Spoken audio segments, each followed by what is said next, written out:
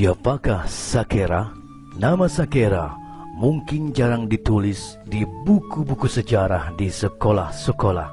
Cerita Sakera memang dikenal di wilayah Pasuruan, termasuk di Madura Barat. Terlebih lagi, supporter Persatuan Sepak Bola Kabupaten Pasuruan juga memakai nama Laskar Sakera. Tim sepak bola asal Kabupaten Pasuruan ini sempat berjaya beberapa tahun lalu. Sebenarnya, tokoh Sakera ini selain dikenal sebagai pahlawan, beliau juga dikenal sebagai seorang jawara. Namun belum dipastikan apakah dia seorang jawara ataukah tidak, karena masih belum ada bukti-bukti yang kuat serta data-data yang konkret. Sakera memiliki nama kecil Sadiman. Tentang asal-usul beliau, Sakera berasal dari Madura Pendalungan di wilayah Bangil atau keturunan Madura dan dilahirkan di daerah Bangil. Sebelum menjadi pejuang melawan penjajah Belanda, Sakera bekerja sebagai mandor tebu di Kancilmas Bangil. Pimpinan seorang Belanda, Pak Sadiman ini dipanggil Sakera karena sifat beliau yang baik hati pada para pekerja. Demi kepentingan peningkatan produksi gula, pimpinan pabrik tersebut menginginkan menambah lahan tebu yang baru sebanyak mungkin. Tentunya hal itu akan membutuhkan banyak dana untuk membeli lahan milik warga. Untuk mengatasinya, orang Belanda tersebut meminta bantuan kepada Carik Rembang agar dibantu mencarikan lahan secepatnya dan dengan harga yang sangat murah, karena terdesak dengan iming-iming kekayaan yang akan diberikan kepada sang Carik jika berhasil. Akhirnya sang Carik menyetujuinya. Cara kekerasan pun dilakukan oleh sang Carik supaya keinginan pimpinan perusahaan bisa tercapai. Mungkin mirip dengan preman yang disewa oleh pengusaha-pengusaha zaman sekarang. Sakera yang mengetahui kejadian itu tidak mau tinggal diam. Warga yang dibantu oleh Sakera menjadi berani dan menolak. Berkali-kali usaha sang Carik gagal. Karena buntu, sang Carik melaporkan ke pimpinan perusahaan tadi.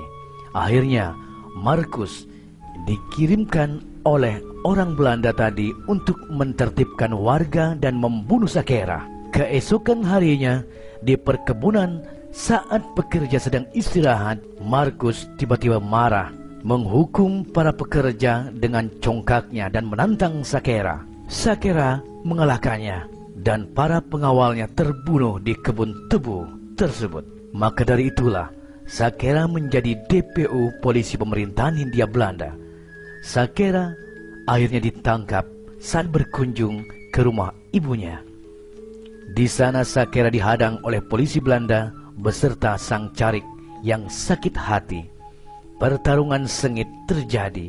Hampir saja Sakera menang kalau saja mereka tidak mengancam membunuh ibu Sakera. Sakera pun menyerah dan dimasukkan ke dalam penjara. Pada saat di penjara itulah Sakera mendapat kabar jika istrinya yaitu Marlena sering diganggu oleh keponakannya sendiri yang bernama Brudin. Brudin memang sudah mengincar Marlena sejak lama. Sakera pun murka dan kabur dari penjara. Brudin pun dibunuh oleh Sakera. Kemudian Sakera membunuh Carik Rembang dan dilanjutkan membunuh para petinggi perkebunan yang memeras rakyat. Bahkan tangan kepala polisi Bangil pun ditebas karena mencoba menangkapnya. Seluruh polisi pemerintahan Belanda di Bangil pun dikerahkan untuk menangkapnya. Namun Sakera banyak siasat. Polisi pemerintahan Hindia Belanda berangkat menemani teman seperguruan Sakera yang bernama Aziz. Mereka menyogok Aziz supaya memberitahukan kelemahan Sakera. Aziz pun akhirnya bersedia. Maka diadakanlah acara tayuban di desa untuk memancing Sakera datang. Mereka tahu bahwa Sakera sangat menyenangi acara tayuban tersebut. Kemudian Sakera dipersilahkan oleh seorang suruhan Belanda untuk duduk di tempat yang paling depan. Di sana sudah disiapkan tikar yang sangat bagus. Tanpa curiga, di bawah tikar itu sudah disiapkan lubang jebakan yang sangat dalam. Sakera pun kemudian terperosok ke dalam lubang jebakan tersebut. Saat itulah ilmunya dihilangkan dengan pukulan yang menggunakan bambu apus. Sakera yang sudah tidak berdaya kemudian ditangkap dan diberi hukuman gantung oleh government Bangil. Beliau dimakamkan di daerah Bekacak, Kelurahan Kolursari, Kecamatan Bangil. Sampai sekarang makamnya masih bisa dilihat di Bekacak. Cerita ini masih bisa lestari dan tetap akan abadi di wilayah Pasuruan, khususnya Bangil, menjadi sebuah cerita rakyat yang disampaikan secara lisan secara turun-temurun. Hampir semua pelajaran sejarah menyebutkan berbagai pahlawan dari berbagai daerah di seluruh Nusantara, dari pahlawan perang kemerdekaan, pahlawan perjuangan pergerakan, pahlawan revolusi, hingga pahlawan pembangunan. Sebut saja Pangeran Diponegoro, Kartini, Dewi Sartika yang berasal dari Jawa, Teku Umar, Cut Nyak-din, Malayahati, dan Hang Tuah dari Aceh, Pangeran Antasari, Sultan Hasanuddin, Tuanku Imam Bonjol, Patimura, dan masih banyak nama lainnya dari berbagai daerah di Indonesia. Namun tak satu pun yang menyebutkan nama pahlawan dari Madura kecuali pahlawan nasional Halim Perdana Kusuma dan juga pahlawan besar di era kerajaan serta cikal bakal berdirinya Kerajaan Mojopahit, yaitu Arya Wiraraja dan Ronggolawe dari Madura Timur, yaitu Sumenep di kerajaan atau Keraton Batu Putih pada tahun 1200 Masehi. Jadi bisa dikategorikan kalau Madura di era penjajahan Belanda tidak punya pahlawan yang secara resmi dan diakui secara nasional kecuali era kerajaan, yaitu Arya Wiraraja dan Ronggolawe, serta kerajaan terakhir Bangkalan, yaitu Pangeran Cakraningrat IV. Dari kisah mulut ke mulut, kisah perjuangan Sakera, seorang mandor Tobu, suku Pendalungan ini yang memberontak melawan ketidakadilan penjajah Belanda dengan senjata khasnya yaitu celurit, dan dalam istilahnya carok atau berduel satu lawan satu. Dan itu bisa dipastikan bahwa Sakera bukanlah pahlawan dari Pulau Madura, melainkan dari tanah Bangil, Pasuruan, Jawa Timur. Maka dengan ini sudah jelas bahwa kesalahpahaman tentang Sakera yang konon katanya pahlawan dari Madura itu salah besar. Asal-usul kalimat carok dan istilah carok juga belum diketahui secara jelas, karena pada abad ke-12 atau di zaman era Arya Wiraraja, Adipati pertama dan Raja pertama di Sumenep di tahun 1200 Masehi atau abad ke-13 zaman Kerajaan Madura kala itu, hingga pada zaman Prabu Cakraningrat keempat di abad ke-18 atau di tahun 1700 Masehi. Belum ada istilah carok ataupun celurit. Bahkan pada masa pemerintahan Panembahan Semolo, putra dari Pindara Saud, putra Sunan Kudus di abad ke-17 Masehi, tidak ada istilah carok dan celurit. Munculnya istilah carok di Pulau Madura bermula pada zaman penjajahan Belanda, yaitu pada abad ke-19 Masehi atau di tahun 1800 Masehi. Setelah Sakera tertangkap dari Bangil, orang-orang kalangan bawah mulai berani melakukan perlawanan pada penindas. Senjatanya adalah celurit, sedangkan celurit adalah milik khas Sakera yang telah mati pada zaman Cakraningrat, Joko Tole, dan Panembahan Semolo. Mereka membunuh orang secara kesatria dengan menggunakan pedang atau keris. Senjata celurit mulai muncul pada zaman Sakera. Orang Pendalungan dari tanah Bangil, mandor Tebu dari Pasuruan ini hampir tak pernah meninggalkan celurit. Setiap pergi ke kebun untuk mengawasi para pekerja, celurit baginya merupakan simbol perlawanan rakyat jelata terhadap penjajah Belanda. Saat itulah timbul keberanian masyarakat untuk melakukan perlawanan di Bangil. Namun, saat itu mereka tidak menyadari jika mereka diadu domba oleh penjajah Belanda. Mereka diadu dengan golongan keluarga Blatter atau keluarga bajingan yang menjadi kaki tangan penjajah Belanda. Pada saat carok, mereka tidak menggunakan pedang atau keris seperti leluhurnya, tetapi menggunakan celurit ciptaan Sakera, Bangil.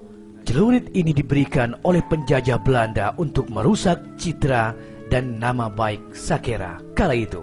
Upaya Belanda tersebut ternyata membuahkan hasil hingga saat ini dan telah merasuki sebagian besar masyarakat Madura, khususnya Bangkalan dan Sampang, dan menjadi filsafat hidupnya bahwa jika ada persoalan seperti perselingkuhan, perebutan kekuasaan, dan menginjak-injak kehormatan akan diselesaikan dengan carok dan celurit yang mereka anggap hasil dari leluhurnya sendiri yang ternyata adalah ciptaan dari bangsa kolonial Belanda, dan celurit tersebut adalah khas dari Sakera dari tanah Bangil itu sendiri, bukan karya cipta dari pulau kerajaan Madura yang sebenarnya.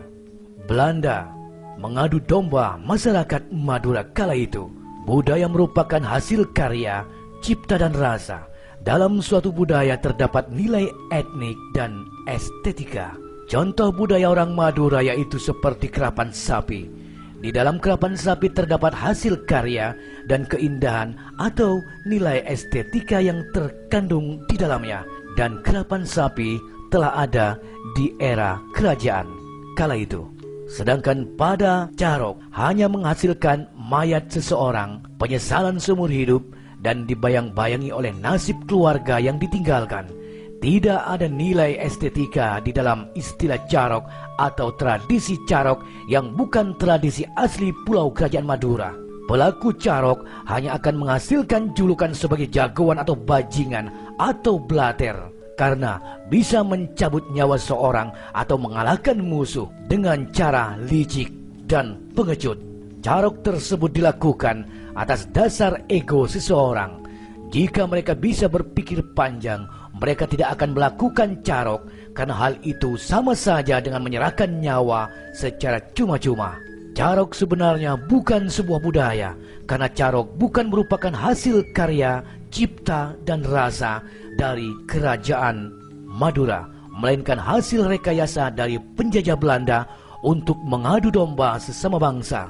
Maka dari itulah kolonial Belanda memasukkan orang-orang bajingan atau orang-orang blater dari tanah Jawa yaitu Bangil Pasuruan untuk mengotori tanah kerajaan Madura dengan berpakaian atribut Sakera palsu dengan senjata celurit dan istilah budaya rekayasa yaitu carok, sehingga pada akhirnya Pulau Madura ternodai oleh budaya asing yang bukan budaya asli Pulau Madura. Maka dari itu, bila ada oknum yang mengaku orang Madura dengan menggunakan celurit dan berlaku kasar dan biadab serta beringas dan kejam baik di tanah negerinya sendiri atau di tanah orang lain, maka bisa dipastikan mereka adalah keturunan dari orang-orang blater atau orang-orang bajingan yang berjiwa pengecut dan licik yang dikirim oleh kolonial Belanda ke tanah kerajaan Madura yang kala itu Madura dalam keadaan kosong tanpa kekuasaan raja. Semoga kedepannya masyarakat Madura pada umumnya yang awam dan yang keturunan dari para blater-blater leluhurnya dari tanah Bangil yang menyusup ke Pulau Madura atas suruhan kolonial Belanda bisa berpikir panjang dan menjaga nama baik Pulau Kerajaan Madura.